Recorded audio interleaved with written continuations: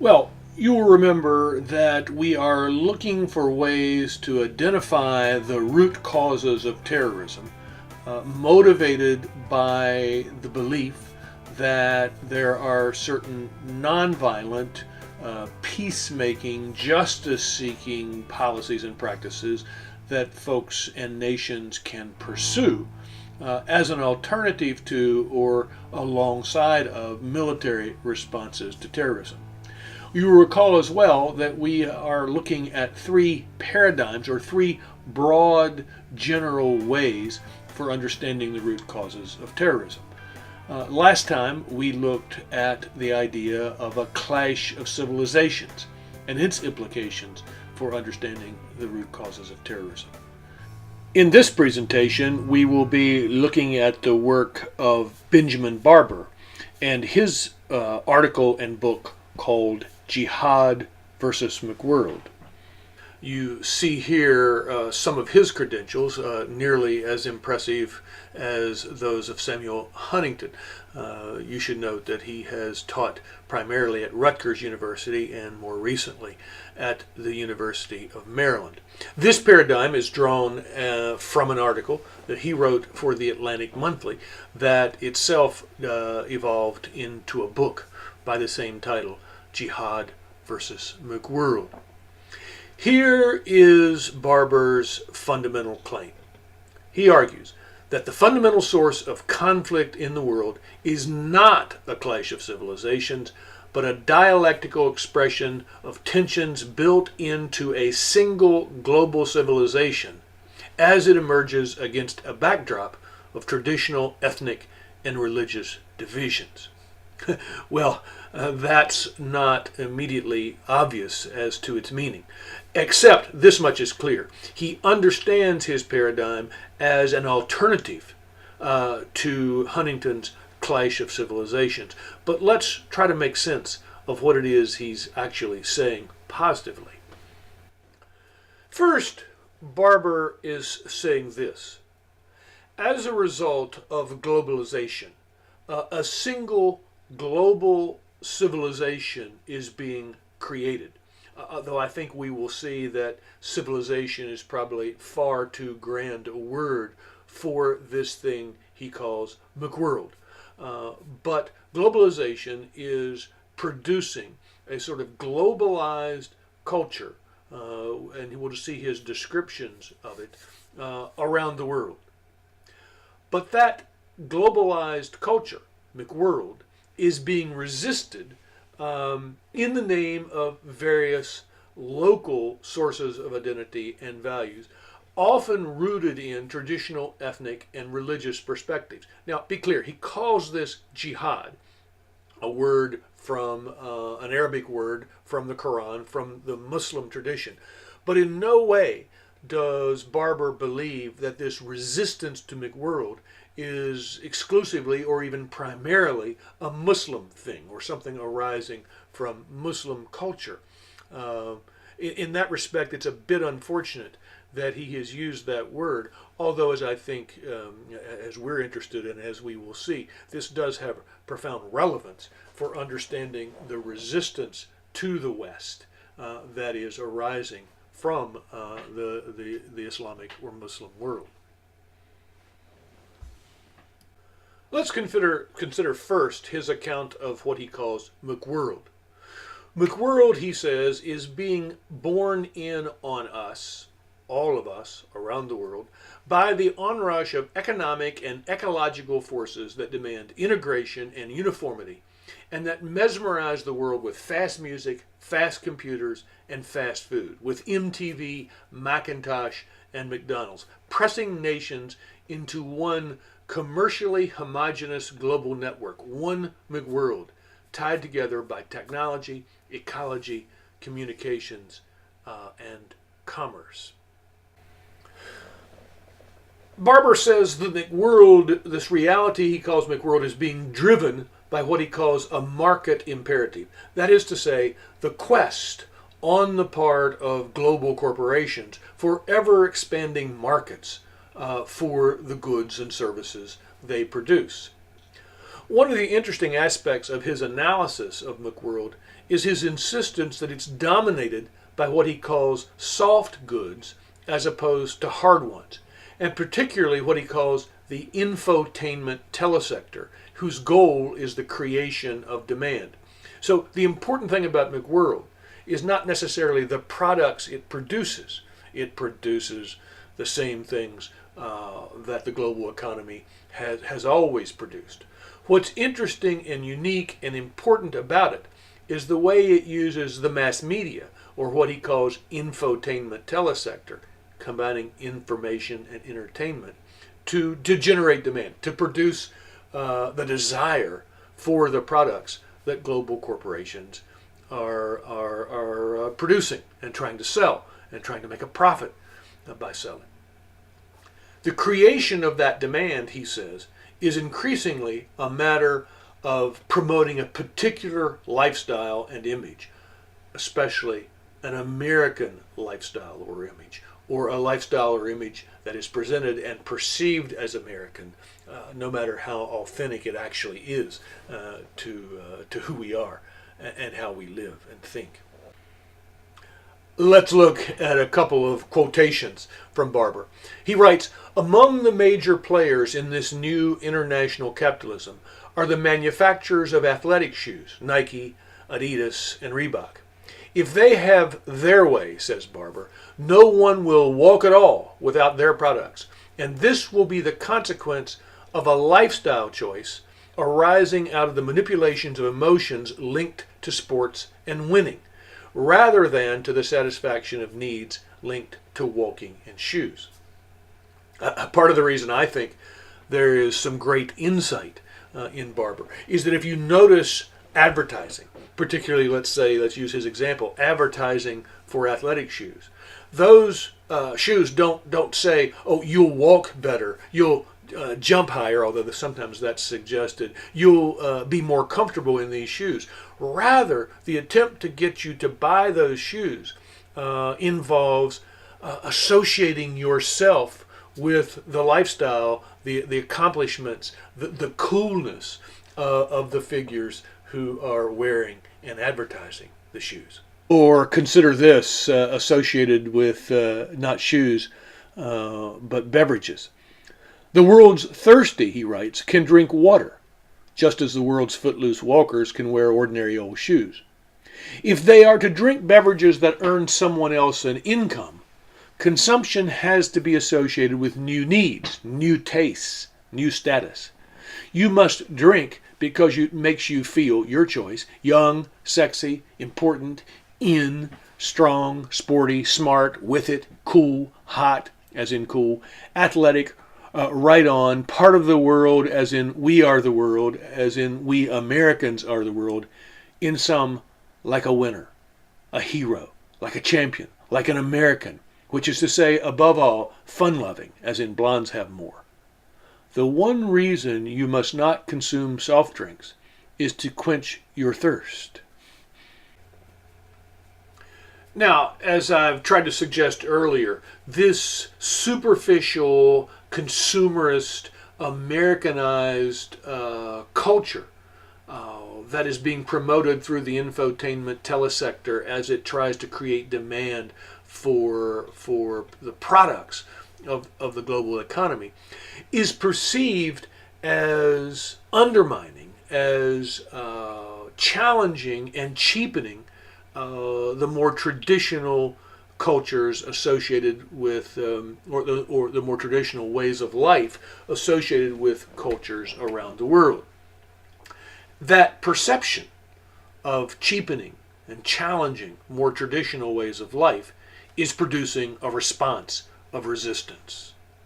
Barber calls that response jihad, from the Arabic word for holy war. He insists, however, that what he refers to as jihad, as this jihadic resistance to McWorld, does not need to be violent. Indeed, very often, resistance takes the form, takes nonviolent forms. The violent forms are only the ones we noticed most.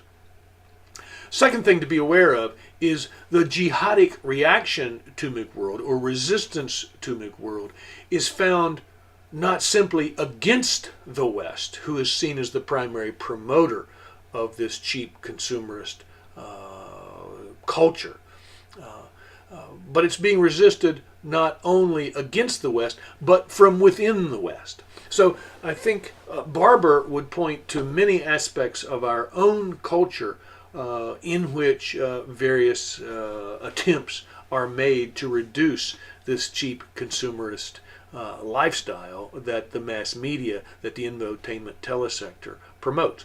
That could be fundamentalist forms of Christianity, but it might also be represented in things like the slow food movement, or the whole movement for healthy foods and simpler lifestyles. Now, as the term implies, the most familiar and aggressive and violent resistance to jihad seems to be coming from the Islamic world. And about that resistance from the Islamic world, Barber is clear in saying that it tends to be anti-democratic, though its enemy is not democracy per se, but rather McWorld and this cheap culture that it promotes. And he insists Islam in its very nature is not anti-democratic. Let's look at a couple of more very interesting quotations from Barber. What ends as jihad, he writes, may begin as a simple search for local identity, some set of common personal attributes to hold out against the numbing and neutering uniformities of industrial modernization and the colonizing culture of McWorld. Finally, he writes, jihad in this view may grow out of and reflect, among other things, a pathological metastasis of valid grievances about the effects of an arrogant secularist materialism that is the unfortunate concomitant of the spread of consumerism across the world. It may reflect a desperate and ultimately destructive concern for the integrity of indigenous cultural traditions that are ill-equipped to defend themselves against aggressive markets in a free trade world. It may reflect a struggle for justice, in which Western markets appear as obstacles rather than facilitators of cultural identity. Now, I think we can see several things from these quotes. First, clearly, jihad, as Barber is using the term, is not to be equated with violence. Secondly, clearly Barber has a great deal of sympathy for what those he calls jihadists are fighting against, or sympathy for their struggle. He regards McWorld as cheap and superficial. As he says in this final quote, jihad is a pathological metastasis of valid grievances. So that's a reference to cancer. Jihad it becomes a cancer, but it's a cancerous reaction to what he says are valid grievances about this demeaning, corrupting, corroding culture of American consumerism that is spreading across the globe. Let me make sure you understand a couple of key points about Barber's analysis. First, all this suggests that terrorism is merely a particularly violent aspect of the struggle against cultural corruption created by McWorld. Secondly, and I think I've already made this point, jihadic resistance to modernity is in all cultures and not just in the Islamic world. Third, Barber is very aware, as I would say Huntington seemed not to be, that Islam is varied in its reactions to modernity. It's not monolithic. There's not a single reaction. In In terrorism, we see a particularly aggressive and violent rejection of modern culture and modern life.